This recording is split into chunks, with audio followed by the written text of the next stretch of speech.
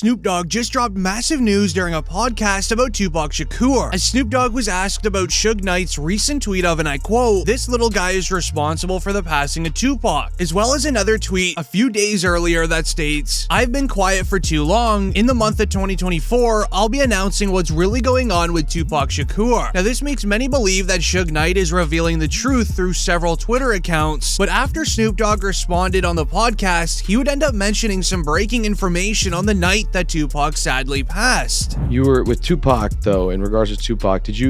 I heard a story, did you give him different advice that night on where to go? I didn't give him no advice. Right. We wasn't seeing eye to eye. Right. So. Saying during the Tyson. Yeah, this incident that I'm explaining to you right now was the day before that. Okay.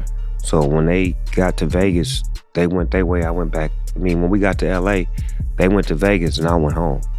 That's why I wasn't in the car with them. As the police are questioning on why Snoop Dogg didn't get into the vehicle with Tupac and Suge Knight when he just publicly stated that he was supposed to be there. Did Snoop know something was going to go down on that night? As you need to remember, Snoop was heavily tapped into the streets in 1996. So the real question is, did he get a heads up of something going down on this night? As the entire story of Tupac passing doesn't even add up either, especially when you compare it to all of the evidence of him still being alive, and let me show you. So it all begins with a rapper named Treach. In 2010, Treach was interviewed on the topic of Tupac before his show. Treach and Tupac were very close friends way back in the day, and they even worked on a few albums together as well. But here's where things get very weird. After Treach's interview, the cameraman forgot to stop recording, and he placed his camera onto the ground. In the footage, you can hear the interviewer asking Treach about Tupac, to which Treach responds, "Last time I saw him, he was in Cuba." So if you ain't ready for it, get on the sidewalk. One last question.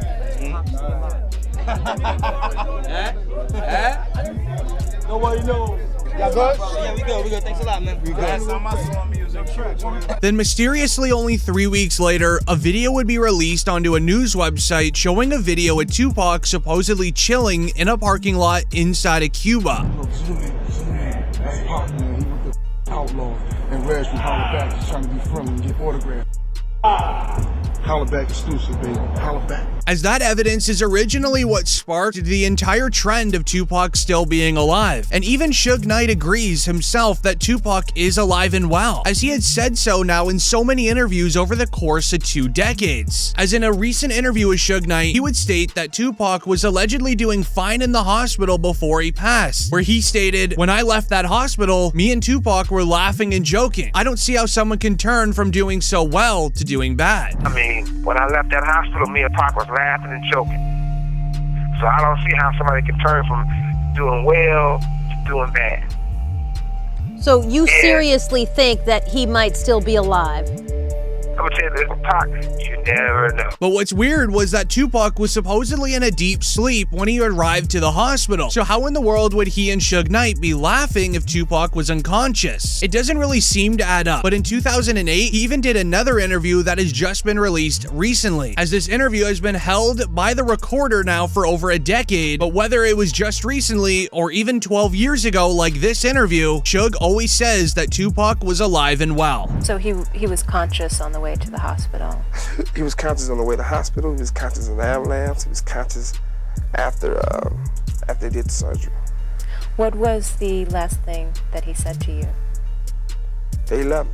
However, that interview was never released because 2 weeks after it was recorded, Suge almost lost his life at a nightclub when a man used a firearm in his direction 6 times. Suge Knight was hesitant to tell the police anything. He already knew right off the bat that it had something to do with him doing this interview, so Suge Knight immediately called him and told him to never release it. With it now being leaked online everywhere, this is where Suge Knight Jr. would now come into the picture. As in 2018, Suge Knight Jr. would take it to Instagram to state that Tupac was alive and well, and that he was living now in Malaysia. As right after Suge Knight Jr. posted this, he would then post a second photo of an Instagram text conversation where someone said, and I quote, "You said too much, it's now time for you to go." This is when we would see Suge Jr. start panicking and posting several photos of Tupac alongside modern day celebrities such as 50 Cent and Beyonce. He really made it seem like someone was going after him for leaking all of this info. So on the photo with Tupac and Beyonce, say, he captioned it, "He never left us, but they'll be after me soon." Some do believe that it was a publicity stunt for Suge Jr. to gain social media clout, but others believe that it was all factual and that Suge Jr. would be the one to know more about the case than anyone else in the world, considering his father was right there at the scene of the crime. As when you compare all of that evidence of Tupac still being alive to the new and improved evidence files from the police station itself of Tupac's passing, it really does seem as if something has to be missing. And you tell me if you figure it out, as the police recently just arrested a man named Keefe D in connection to the crime. For 27 years, the family of Tupac Shakur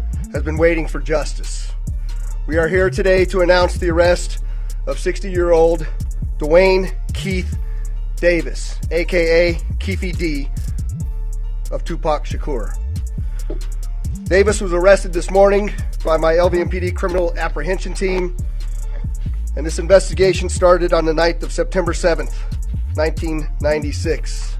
It has taken countless hours, really decades, of work by the men and women of our section to get to where we are today. As in the police files, it states that on September 7th, 1996, Tupac was in Las Vegas with the head of his record label named Suge Knight. The two were off to the MGM Grand to watch a Mike Tyson match, and after it was over, they spotted an op inside of the lobby of the hotel. Suge Knight and their entourage went to the Mike Tyson at the MGM Grand. Keefe D and his nephew, Orlando Lane Anderson, and two of their friends were also there. Keefe D told LAPD Detective Greg Kading more than a decade ago, in a proffer that couldn't be used against him, the shooting was retaliation after Tupac jumped Orlando and beat him up at the casino. Surveillance cameras recorded the fight. Tupac was angry that Lane had stolen his necklace years prior in Compton. Tupac, Suge Knight, and the entourage left the casino quickly. Security would go and break up the altercation between Tupac, Suge Knight, and the ops. Tupac and Suge would then go back to their hotel to change their clothing, as the plan was to go over to a nightclub owned by Suge Knight. But at around 11 p.m., the two began driving over to the nightclub, and things would go down right in the middle of the street. Knew about Tupac's concert at the Club 662. Members, including Orlando and Keefe D, jumped in their white Cadillac and started cruising the strip looking for the offender. Before long, they finally spotted Tupac's caravan. At the intersection of East Flamingo Boulevard and Koval Lane, the white Cadillac pulled alongside the black BMW with Suge on the driver and Tupac on the passenger seats. The back window of the Cadillac rolled twice in the chest, once in the arm, once in the thigh. And with the incident being a mystery for over a decade on what truly happened, it seems as if the police now have their answer, as the police investigated a concerning interview by a man named Keefe D. Featured on the DJ Vlad show, the interview begins with Keefe D detailing the moments of finding Tupac and pulling up on him. And Bubble Up was the driver, and Baby Lane and Freaky were in the back seat. We was just all in the car together. Just say that. This was the white Cadillac. Yeah. So you guys are driving around, and then you hear these girls say, "Tupac, Tupac." Got to the light. He was going to go drink, and he happened to be hanging out the window. He's hanging out the window like he was in a parade. Tupac. Yeah, he was. So what happens next? You said that as you're driving up towards the BMW, with Suge driving and Tupac in the passenger seat. With Keefe D making very bold claims on being involved in Tupac's passing, DJ Vlad wanted some proof. Keefe D would end up sharing a never-before-seen police interrogation on the night of the crime, basically confirming that he actually was there when it went down. Lane starts. You say Suge looks over, he sees you. He looks right at you. Yeah, he looks at me. Okay. When he looks over at you, and then, Tupac's busy getting evidently, the story is Tupac's trying to either get out in of the back seat or something. Yeah, what do you see happening inside of their car? I seen him going Suge head. I thought he was. So Orlando across Dre? He leaned over on the window, we rolled down the window. With Keefe D releasing this footage for the first time ever, it really surprised DJ Vlad. But what he said next was even more concerning, where he would state that Tupac was reaching for his firearm, which is what led to everyone using theirs. You said that as you're driving up towards the BMW, with Suge driving and Tupac in the passenger seat, and you said that Tupac pulled out a... It looked like he was reaching, yeah. Yeah, it did. Okay. Yeah. Did you actually? No, once he got the region, I got the junkie. So someone from your car That's what happened. started at Tupac and Suge. During the police's investigation, they also found Keefe D's reaction to Tupac's passing, where he actually shows his true emotion. Yeah, I hate that happened, dog. You know, I really do, man. Cause it took a lot of people's lives, dude. Hate that happen. Promise to God. I feel they should, you know, that was wrong, man. It was just wrong, purely wrong. You know what I'm saying? I wish it had never happened. You know what I'm saying? That's my opinion on it. This it never happened, dude. You know what I'm saying? I lost my Colombian plug. You know what I'm saying? Had been having the feds up for 15 years. Couldn't do nothing. Couldn't catch a break, bro. You know what I'm saying? And I did time for it. However, this is where things get very weird. Keefe D ended up writing an entire book on being involved in Tupac's passing titled Compton Street Legend. It turns out this book was actually released several years ago. So why is he now getting the traction online about being involved? And why is he also now just being arrested for it after decades? Fans believe that it was a cover-up that Tupac is still alive, so they arrested an old man to try to get everyone to forget about it. But you tell me what you think.